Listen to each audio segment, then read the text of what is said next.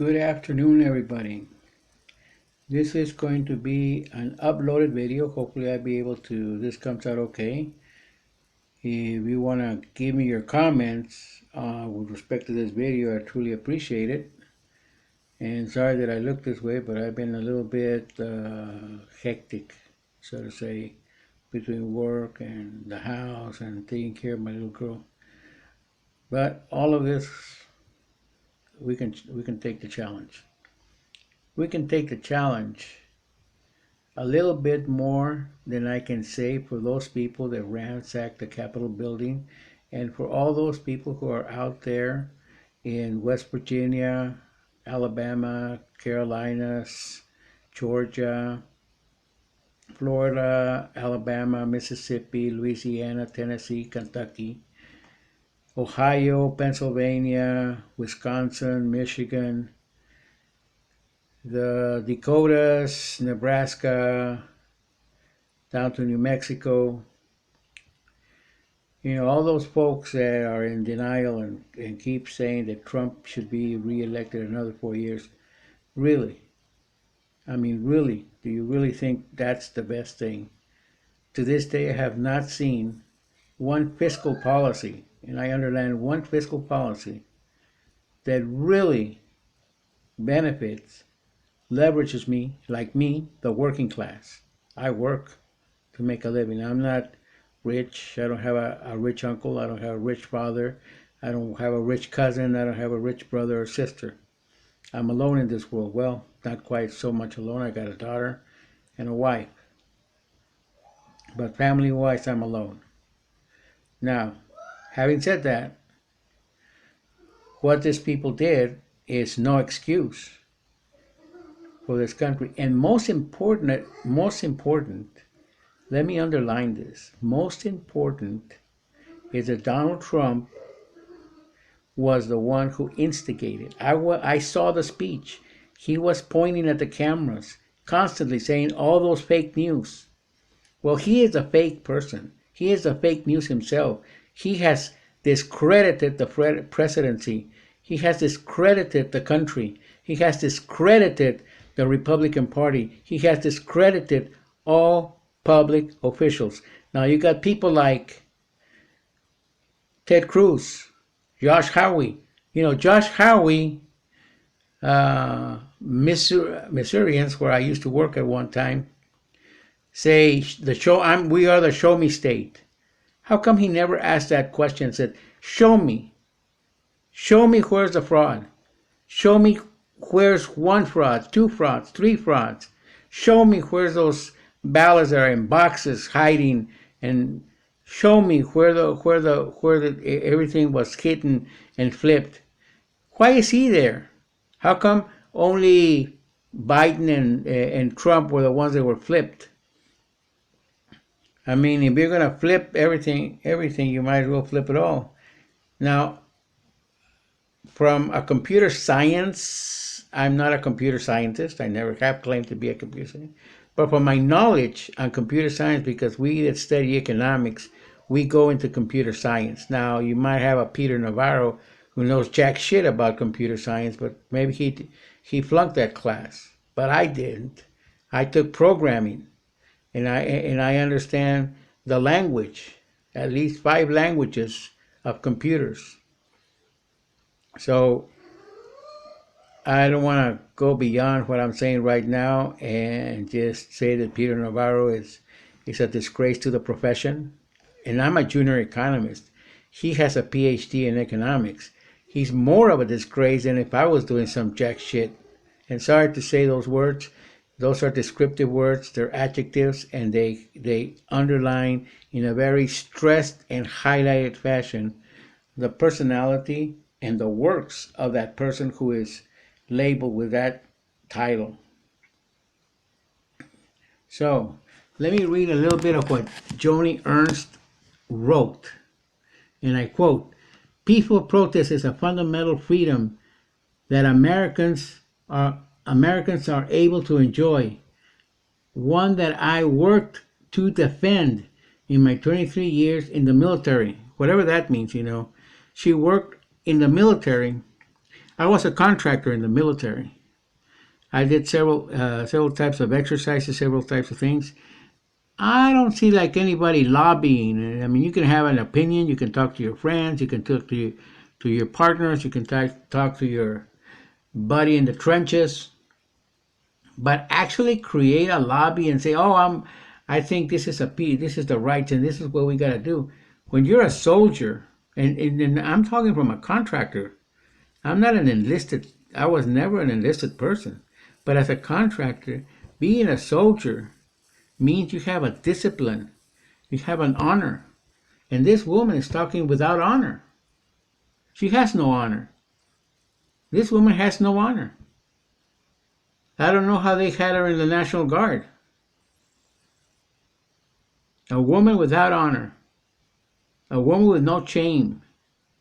Who can't really underline that the person who instigated the riot was Donald Trump Jr., Giuliani, and what is she claiming, that it's an alliance with the Republicans?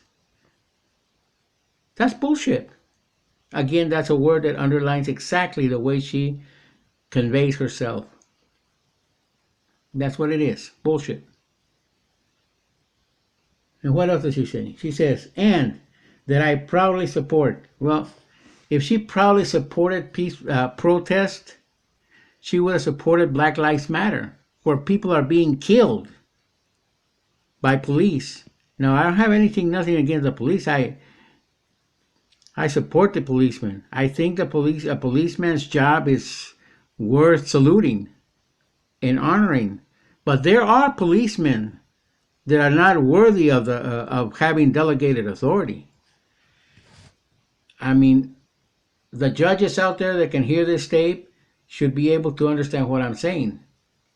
Some policemen are not worthy of having delegated authority. Now we should reform the police. Not defund the police, but reform the police, create new statutes.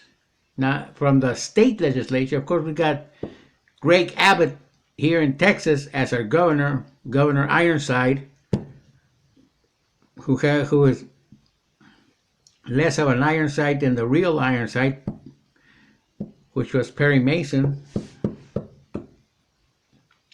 But here again, where are we in the stage where we have to have this type of revolt instigated by the president himself? Now, he's at the presidency level. He has CIA information, NSA information bundled up with the CIA information, and 16 other bozo organizations that are ramifications of the CIA that are scattered throughout the different agencies: State Department, Energy, Commerce, Interior, DOJ, you name it. They're scattered all over the place, and they're sons and daughters of the same CIA. And this guy gets some of that briefing. Now, depends on how the briefer puts the things. It might just put a match to the fuel and make Trump go crazy. Possible. We don't know. I'm not there with the hearings, for the briefings. So I don't know what type of information he is fed. But whatever he is fed, it's not conducive to the well-being of the CIA, because this guy's going berserk. And he is out there instigating the crowd, talking about windmills, talking about washing machines, talking about wheels, talking about rubber tires, talking about energy, a subject that he doesn't command either. He talks about Hunter Biden, that he has no background in energy. I don't think he has any background in energy either. He's a real estate developer, and he flipped houses. So he's a real estate developer who had this Trump University, who was teaching people how to flip houses. Imagine that. Come on, man. I mean, give me a break with this type of individuals. How did he get to be president? I think Pablo Escobar, if he would have became president, he would have been 100 times better president than Donald Trump is. And considering that Pablo Escobar, who he was. Now, that's a test question. A PhD level test question for whoever hears my video. Pablo Escobar would have been a greater president than Donald Trump will ever dream of being. I'll leave that rest and leave that as a homework for anybody who hears this video, especially any authority who hears it, the CIA who hears it, DOJ who hears it, whoever crazy hears it, and see if they can answer the question and really think about it. Before they answer the question, they really got to think. It's not an easy answer, and they need to know the history of who Pablo Escobar was and where he was by the time the CIA killed him, because the CIA was the infiltrating body in Colombia who went in there and pursued until they killed the man. Now, some CIA people might say, "Oh, we didn't kill him." Well, I mean, you were the instigators. You were the ones who got the Judas to turn him in and kiss him and kill him. Pretty much that's the way it goes, you know. The Romans say, "Well, we didn't kill Jesus." No, you didn't kill Jesus Christ. The Jewish synagogue killed Jesus Christ, but you were part of it. You were an accomplice. You could have said, "Hey, wait a minute, you guys. This guy has nothing to do with it." But the Romans didn't say that. They just let him go and turned him over to the church, and the church killed him. So, and that's paraphrasing. I'm not quoting the Bible directly. I'm paraphrasing, but that's the sequence of events that took place. Plato washed his hands, and the rest of the story unfolds the way it does, and he dies. So we're back to Donald Trump, and we're looking at what Joni Ernst is saying in her op-ed for the Des Moines Register. And I'm just saying, you know, you hear the Washington Post speak about, and I agree with the Washington Post, I agree with the New York Times, with the Wall Street Journal, with some of the people that are invoking the 25th Amendment, that it should be done. Before he leaves office, he should minimally be impeached both by the House and the Senate. Now the Senate, Mitch McConnell should get the senators rallied down. Now, another note, I was talking about Josh Hawley and how Missouri, he has changed Missouri. I mean, if I was a governor, I forgot who the governor of Missouri is. He used to be a Nelson, I believe. I'm not too sure of that. I mean, even though I worked over there, I forgot who the guy is. But anyway, whoever he is, the governor of Missouri, he should be ashamed of Josh Hawley. And who knows, maybe Josh Hawley is part of the supremacist groups or a neo-Nazi. You never know.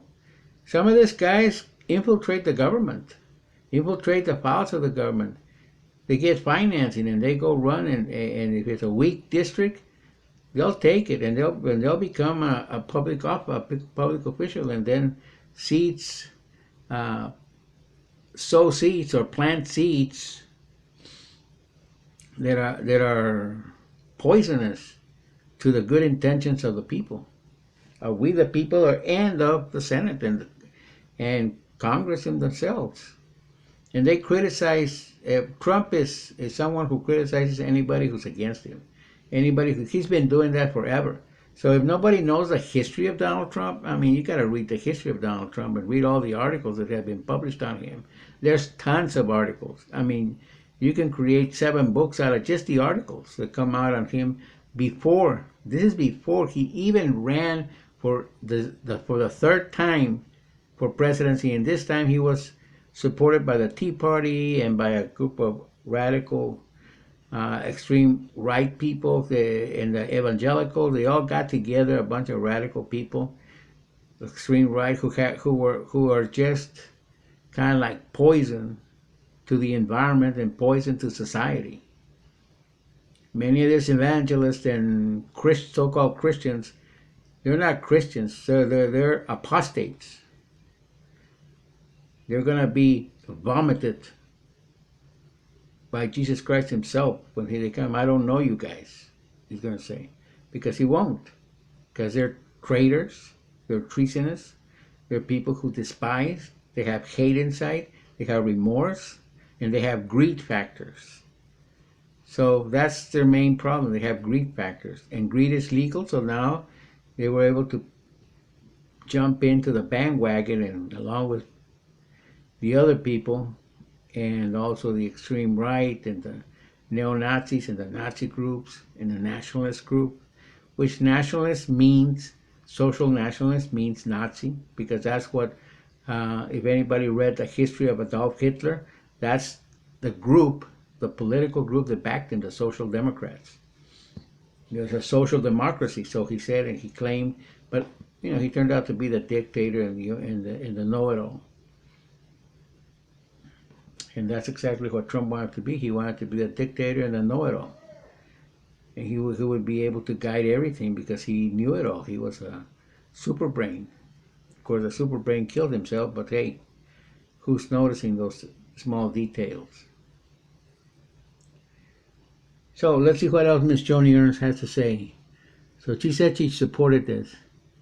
But storming the Capitol, the U.S. Capitol in an attempt to influence electoral officials. They did not go in to influence official electorates. They went in to debunk,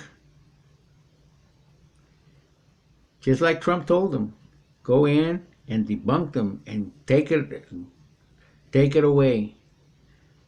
Take away the steal. Because that's what Trump, in his miserable brain that he has, intellect, he said in the rally that they should take it by force. Take by force. And what did Juliana say?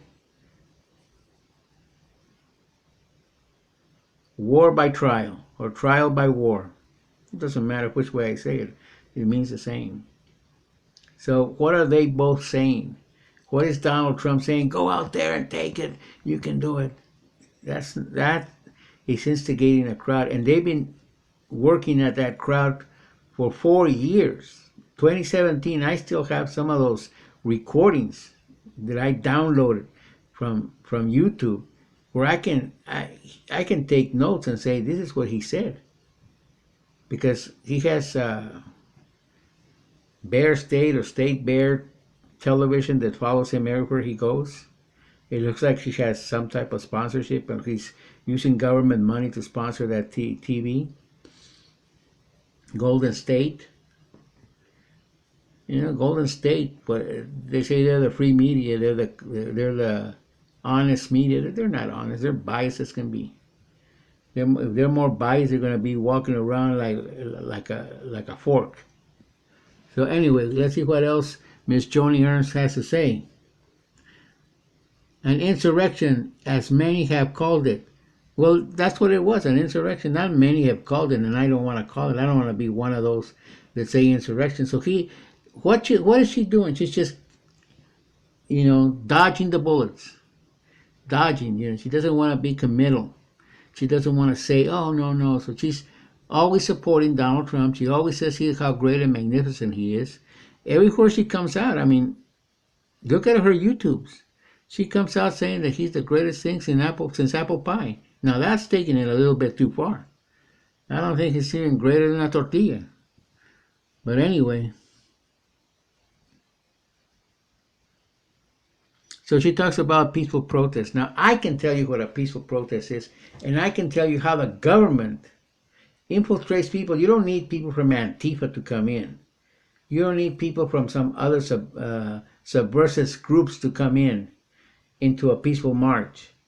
The government itself sends people to subvert the march because it goes against what they have in the White House, in the power circle that they call. So when I marched in the Freedom March, I saw people come in and begin to create havoc, and they blamed it on the Freedom March. I was younger, I was stronger, but nonetheless, You can't fight them all. You can't say, hey, what are you doing? And walk away without them attacking you, and you attack them back. That's the nature of the beast.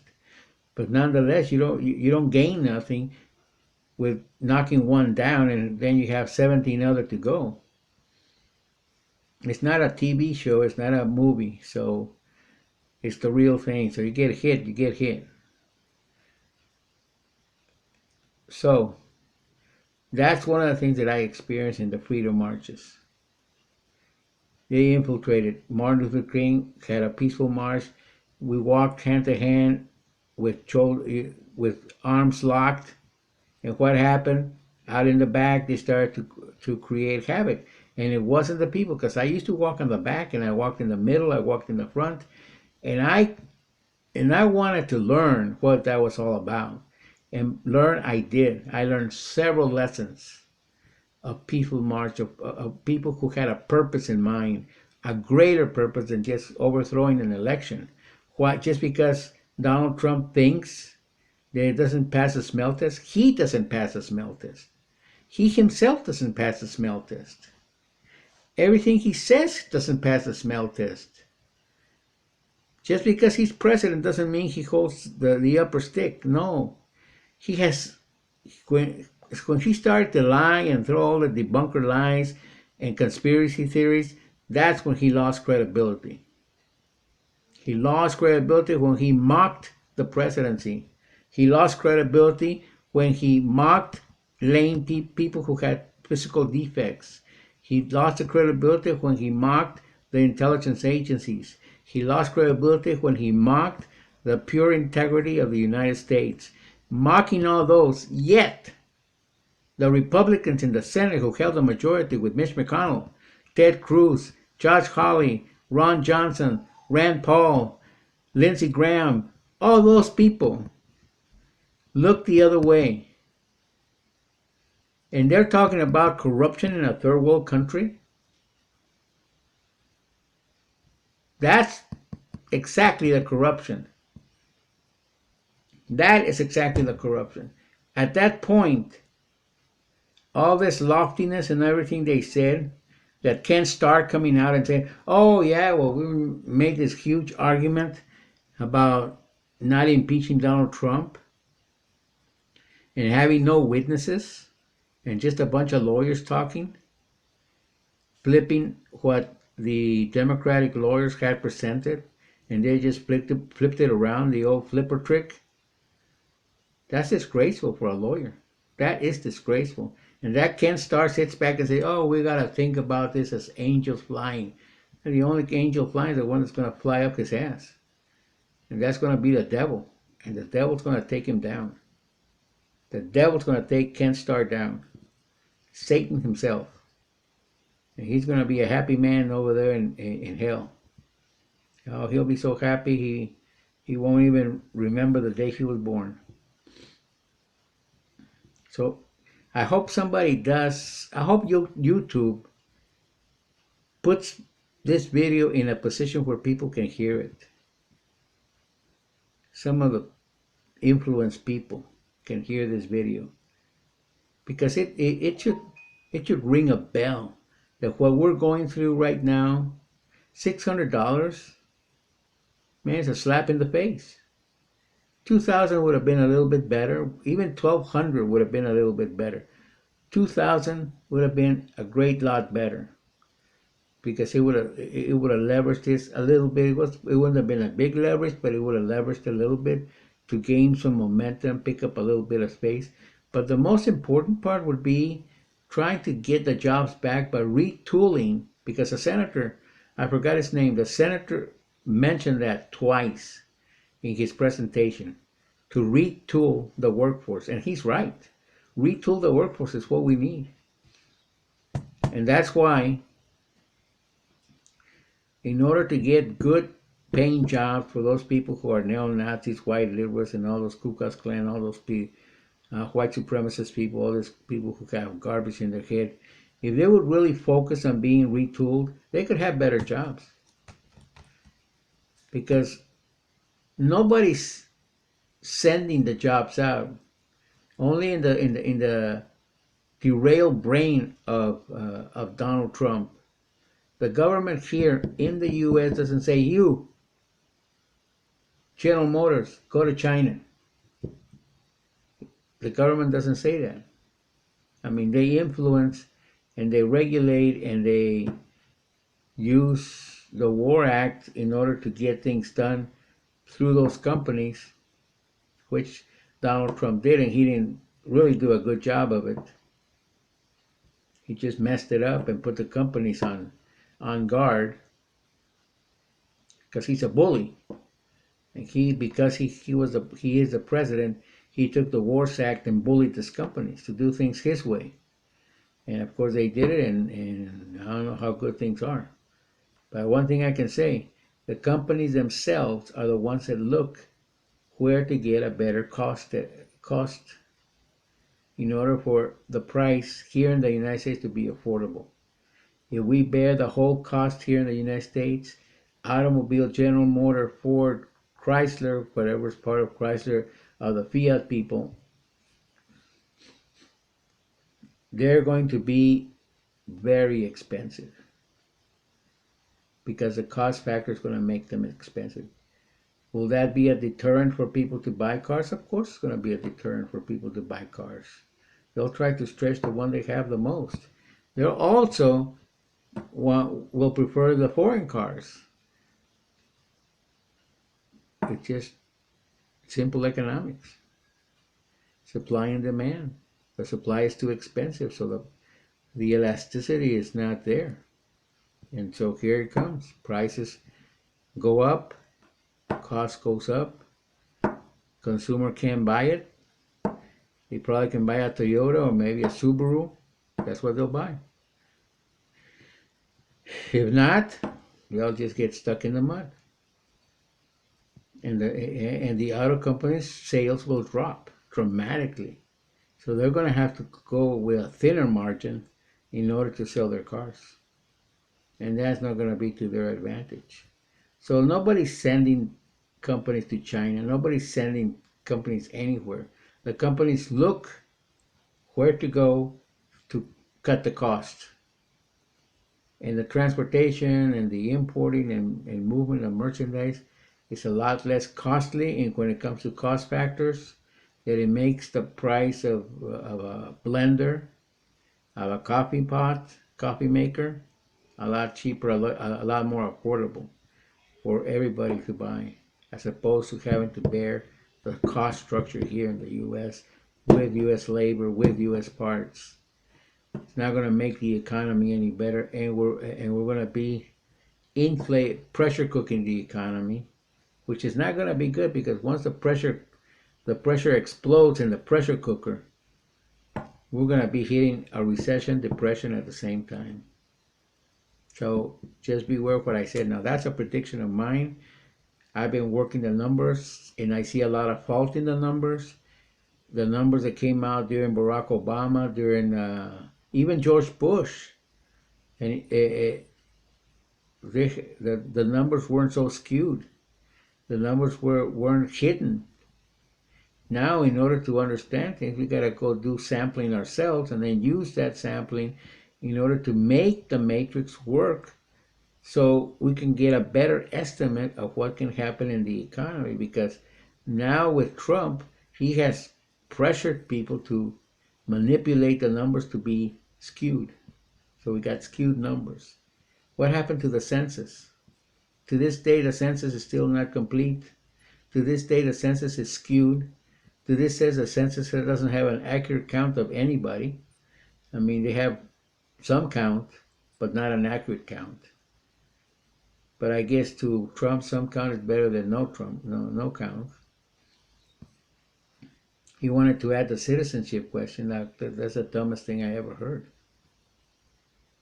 And I'll tell him straight to his face, that's a dumb shit thing to ask the population that you're sensing, that you're creating a census to count the people, to see how many people actually live in the United States. What's the economic impact and what's the economic benefit of all those people living in the United States? So he doesn't develop those equations and he doesn't develop those rationales. So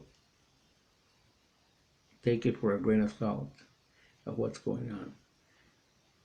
The truck drivers was going to go on strike. Well, the truck drivers have a lot of problems. I mean, heavy burdens on their shoulders because of the regulations. And that Chow woman, she didn't do anything better.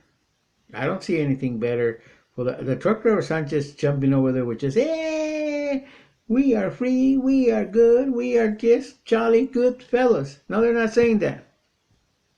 They're heavy burdened with all the regulations they got on top of them.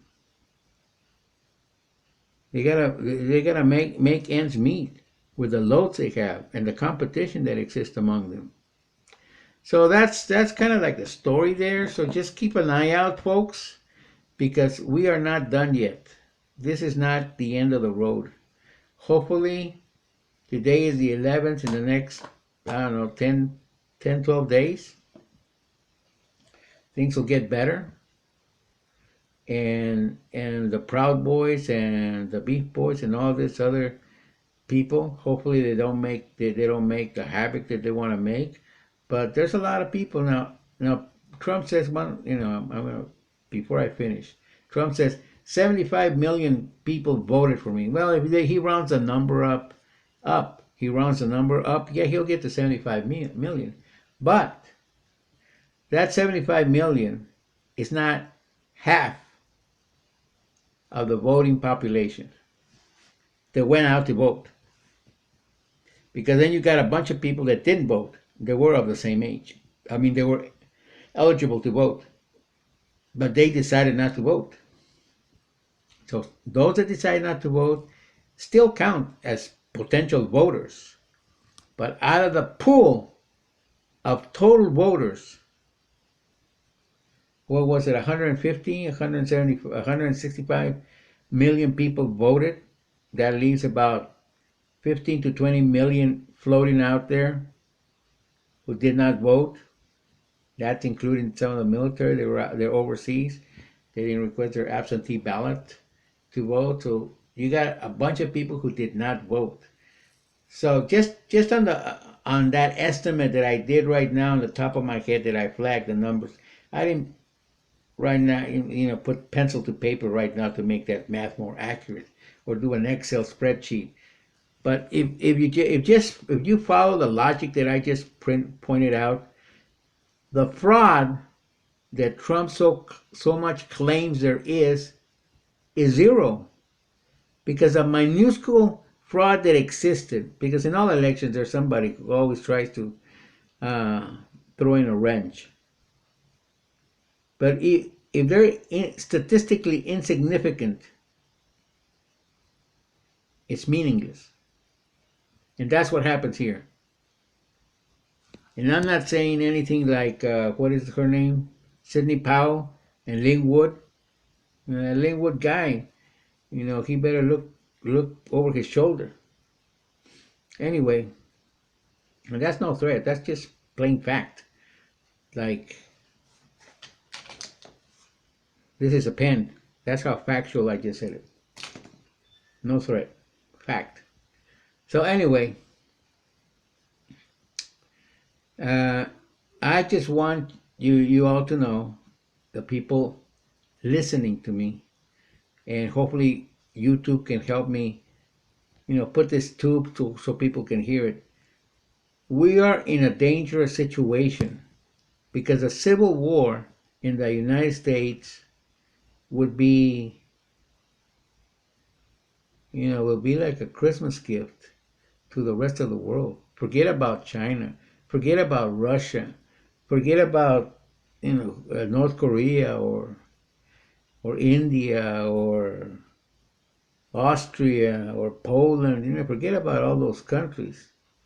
The entire world, even the Africans who are killing each other, would say, wow, the American people imploded. What a miracle. Those wars might stop altogether. Just think about that. Those wars might stop altogether because the United States imploded. And who created that implosion? We can point to Joni Ernst, Mr. Grassley, Donald Trump, and his goons,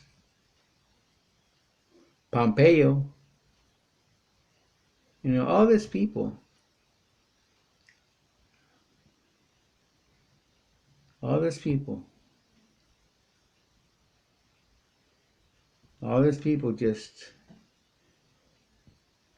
only create havoc. For example, right now, they're saying they're working, the administration is working to eliminate or to put harder restrictions on the H-1 visa. Now, why would they do that? Why are they banning the internet companies? Because of national security? That's a bunch of baloney.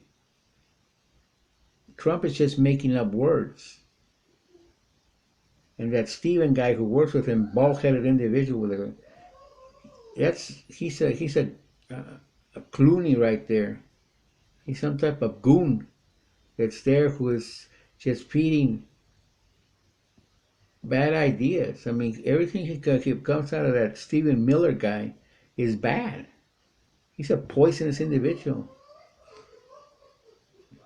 And same with many others that surround Donald Trump. They're a bunch of poisonous individuals. Betsy DeVos jumped bail on time, but she was also an evil. She's also an evil woman. The wrestling lady that was in the Small Business Administration and now is in the campaign, or so I understand it. She's in the uh, Donald Trump campaign group. She's also a poisonous woman. So you got all this poison going on that you want to, you just say enough is enough. We're not perfect. We haven't gotten to a perfect stage. It's an evolutionary process. The history of the United States is tinted with blood and sacrifice, but we'll get to a better place tomorrow. I want to say to you, God bless you, and may the Lord have mercy on all of us. Thank you.